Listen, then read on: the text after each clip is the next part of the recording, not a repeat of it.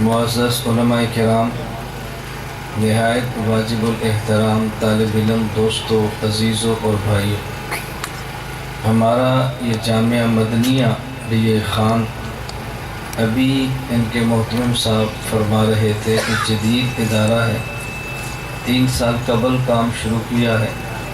اللہ رب العزت نے وسیع جگہ اس ادارے کو عطا فرمائی ہے۔ اللہ رب العزت ان کے فیض کو عام فرما دے۔ آدمی ادارہ چھوٹا بنائے یا بڑا بنائے، 2 چیزوں کا اس میں خیال ضرور رکھے۔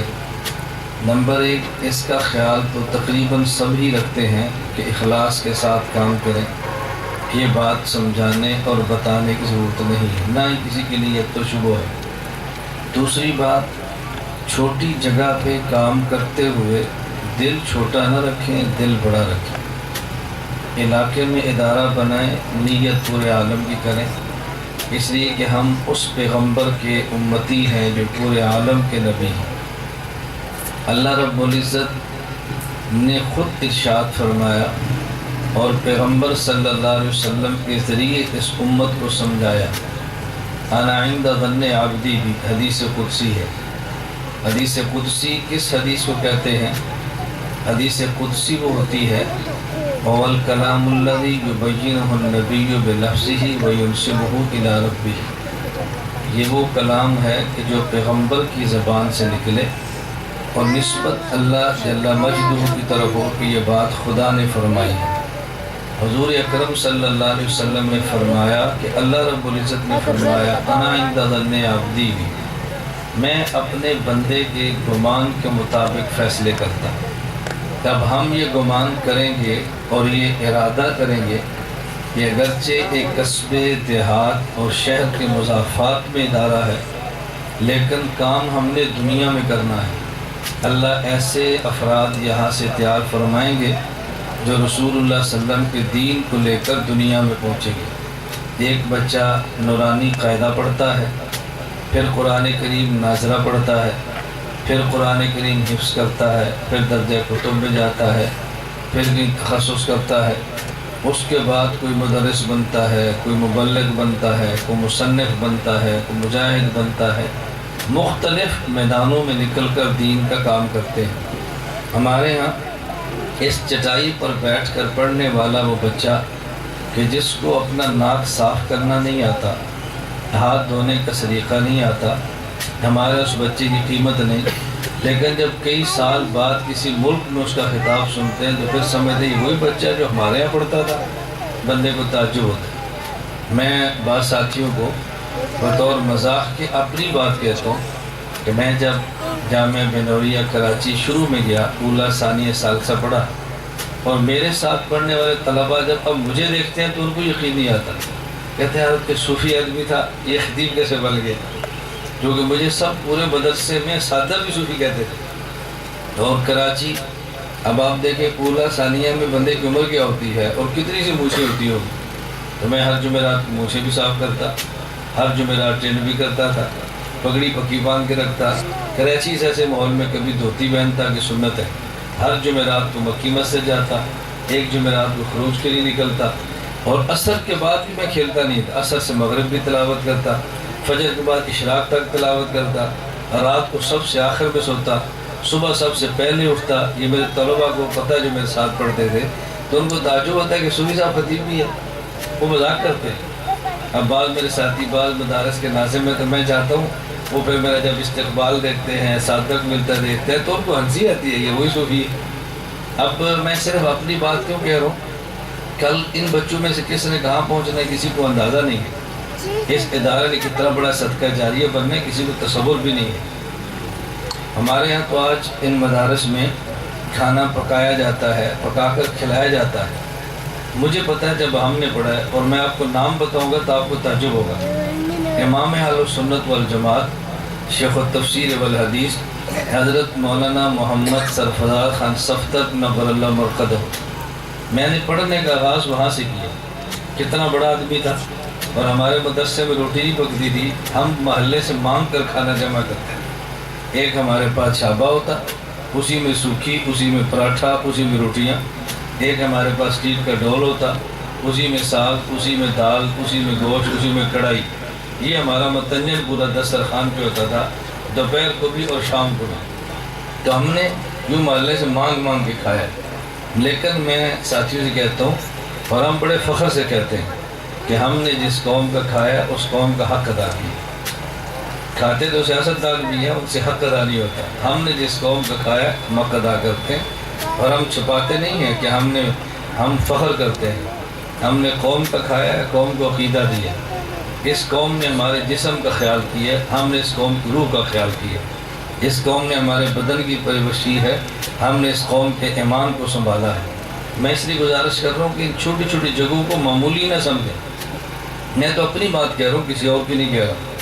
ہمارا سرگودا سے 14 کلومیٹر باہر گاؤں ہے، 87 جنوبی گاؤں ہے، اور آج سے 10 سال پہلے جب میں نے کام شروع کیا تو میں نے 5 سال کی 5 بچیاں دی، اپنے بھائی کو 6 سال کے بچے دیے، ہم دونوں بھائی پڑھانے کے لیے بیٹھے۔ اور اس وقت ہماری پوزیشن یہ تھی کہ میں نے بھائیوں سے کہا، دونوں بھائیوں سے، کہ یہاں 2 بیت الخلاء اور 2 غسل خانے بنا رہے۔ کہتے نہیں، 1 غسل خانہ 1 بیت الخلاء کافی ہے، کیا ضرورت ہے 2 کی؟ وہ 2 کے لیے تیار نہیں تھے۔ آج ہمارے 50 ہے تو وہ بھی ناکافی ہیں۔ عرصہ کتنا ہے؟ 10 سال۔ اب بتاؤ 10 سال بھی کوئی عرصہ ہوتا ہے؟ اس 10 سال کے عرصے میں عرب و عجم میں، شمال، جنوب، مغرب اور مشرق میں دنیا کا ایسا کوئی ملک نہیں ہے جس ملک میں آج ہماری آواز نہ گونجتی ہو۔ اس کی وجہ یہ میں کیوں بات سمجھا رہا ہوں، جب ہم نے کام شروع کیا تو میں نے اپنے گاؤں کی نیت نہیں کی، میں ساتھی سے کہتا پوری دنیا میں کام کرنا ہے۔ لوگ مذاق اڑاتے تھے، پوری دنیا میں کام کرنا ہے، پوری دنیا میں پولیس ہمارے پیچھے، ایجنسی ہمارے پیچھے، چھاپے ہمارے اوپر، ایک مصیبت کھڑی ہوتی تھی۔ اور جب ہم بیٹھے، آپ کی تو ماشاءاللہ 4 دیواری ہے، میں نے مدرسہ میں ہماری باہر 4 دیواری بھی نہیں ہوتی تھی، سڑک کے اوپر بیٹھے ہوتے تھے۔ اور یہ چند سال پہلے کی بات ہے، چھوٹا سا ہم نے مسجد بنائی، اور آپ کی تو پکی مسجد ہے، ہم نے پکی بنانے کے لیے یہ مفتی صاحب دیکھا، یوں ٹینٹ کا کپڑا لگایا، ہوا آئی تو وہ بھی اڑ گیا، مسجد نہیں نماز پڑھنے کے لیے۔ آپ کسی کو بتاؤ تو سمجھے گا یار کیسی بات ہے، ایسے ہو سکتے ہیں اتنے تھوڑے عرصے میں؟ لیکن اخلاص تو سب میں ہے، میں آپ کے اخلاص میں انکار نہیں کرتا، نیت سب کی اچھی ہے، لیکن نیت تھوڑی سی بڑی کرے۔ ہم حضرت امام اعظم ابو حنیفہ رحمۃ اللہ علیہ کے مقلد ہیں، حضرت شیخ الہند کی فکر کے ہم امین ہیں، تو ہمیں ان باتوں کا خیال کرنا چاہیے۔ میں آخری بات کہہ کر آپ سے اجازت چاہوں گا۔ اس کی وجہ ہر انسان میں کچھ بیماریاں ہوتی ہیں، صحت مند تو کوئی بھی ہوتا ہے، میں بھی بیمار ہوں، میری بیماری ہے کہ میں وقت کی بہت پابندی کرتا ہوں، اور جن حضرات کو وقت دیا وہاں پہنچنا اپنا منصب سمجھتا ہوں۔ وہ فون کریں مولانا صاحب کہاں پہنچے ہیں۔ اب یہ بات آپ کو کب محسوس ہوگی؟ جب سرگودا سے تاریخ آپ لیں گے اور میں رستے میں بیٹھ جاؤں گا، تو پھر آپ کو سمجھ آئے گا کہ رستے میں بٹھانے والا کتنا اچھا ہوتا ہے، اس کے لیے کتنی دل سے دعائیں نکلتی ہیں، آپ کو پھر پتہ چلے گا۔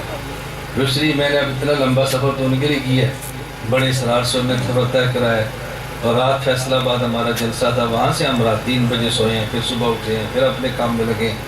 تو یہ مجبوری ہے، میری بیماری آپ سمجھ رہے ہیں۔ اب میری بیماری ایسی ہے کہ میں آپ سے دعا کی درخواست نہیں کر سکتا کہ اللہ مجھے شفا دے۔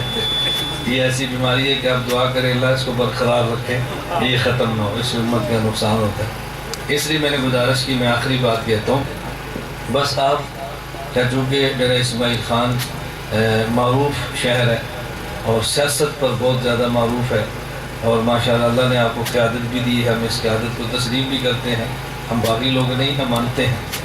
بس یہ ذہن میں رکھ لیں کہ ہم شیخ الہند کی فکر کے امین ہیں۔ حضرت شیخ الہند کا مزاج یہ تھا کہ انگریز کو نکالنے کے لیے چھوٹے چھوٹے اور بڑے بڑے باطل ساتھ رکھیں، لیکن ملک میں جب کسی داخلی فتنے نے سر اٹھایا تو شیخ الہند نے سر کو بھی کی۔ یہ ذہن میں رکھیں۔ حضرت نے کانگریس کو بھی ساتھ میں لایا، غیر مقلد بھی ساتھ رکھے ہیں، رضا خانی بھی ساتھ رکھے ہیں، بھئی عالمی جنگ ہے۔ لیکن جب محمد حسین بٹالوی نے ایک اشتہار چھاپا، اس میں 10 مسئلے لکھے، فی مسئلہ 1 روپیہ انعام رکھا، رفع دین آمین بالجہد، اور چیلنج کیا، تو اس چیلنج کا جواب کسی مناظر نے نہیں دیا، پھڈے باز اور شرارتی مولوی نے نہیں دیا جسے ہم آپ سمجھتے ہمارے بارے میں۔ اس چیلنج کا جواب حضرت شیخ الہند نے دیا۔ کتاب کا نام ادلہ کاملہ رکھا ہے۔ پھر محمد حسین بٹالوی نے اس کتاب کا جواب نہیں دے سکا، کسی مولوی سے جواب دلوایا، اور کتاب کا نام مفتاح الادلہ رکھا۔ شیخ الہند کا بوڑھا قلم پھر حرکت میں آیا، اور جواب میں اضاف العدلہ لکھی ہے، 100 سال گزر کے غیر مقلد جواب نہیں دے سکتے۔ تو آپ اس کو ذرا ذہن میں رکھا کریں، ہم کبھی عالمی حالات کو دیکھتے ہیں داخلی فتنے بھول جاتے ہیں، اور بعد داخلی فتنے میں گھستے ہیں تو عالمی حالات کو بھول جاتے ہیں۔ ہماری جماعت عالمی اتحاد اہل سنت والجماعت دونوں چیزوں کا اہتمام کرتی ہے۔ کسی وقت میں کسی کو ساتھ رکھنا پڑے، ہم اس کے مخالف بھی نہیں ہیں، لیکن کوئی ساتھ رہنے والا ڈھنگ مارے تو اس کو برداشت تب تک کریں کہ ہم اس کے بھی قائل نہیں ہیں۔ اس لیے علمی انداز میں جواب دینا بہت ضروری ہے، اس کا بہت خیال فرمائیں۔ جو بات میں سمجھانا چاہتا ہوں اللہ کرے آپ کو سمجھ آ گئی ہو تو اس کا بہت زیادہ خیال فرمائیں۔ پھر کسی موقع پہ صحیح، ابھی 3 دن قبل جمعیت کا لاہور جلسہ تھا، اسلام زندہ باد کانفرنس تھی، میں اس کا مہمان خصوصی تھا، تو میں نے ان سے کہا کہ اسلام کسے کہتے ہیں ہم سے سمجھ لو، زندہ باد کیسے ہوگا ہم تم سے سمجھ لیتے ہیں۔ اپنے اپنے عنوان پہ کام کریں تو آپ کو مزہ آئے گا۔ اسلام ہمارا عنوان ہے، زندہ باد آپ کا عنوان ہے، اس میں حرج کی بات کیا ہے؟ کچھ آپ ہم سے سمجھے کچھ ہم آپ سے سمجھے، اس میں حرج کی بات نہیں ہے کہ آپ آج مانیں یا کل مانیں، یہ آپ نے ماننا ہے، اس کے بغیر آپ چل نہیں سکتے۔ اللہ ہم سب کو عقائد کے تحفظ اور ارشاد کی توفیق عطا فرمائے۔ اللہ حضرت قاری صاحب کے اس مدار جامع مدنیہ کو دن چگنی اور رات چگنی ترقی عطا فرمائے، اللہ برکتیں عطا فرمائے، اللہ ان کے فیض کو عام فرمائے، اور جتنے وسائل ان کو درکار ہیں اللہ خزانہ غیب سے عطا فرمائے۔ اللہ ہم سب کو ان کا معاون بننے کی توفیق عطا فرمائے۔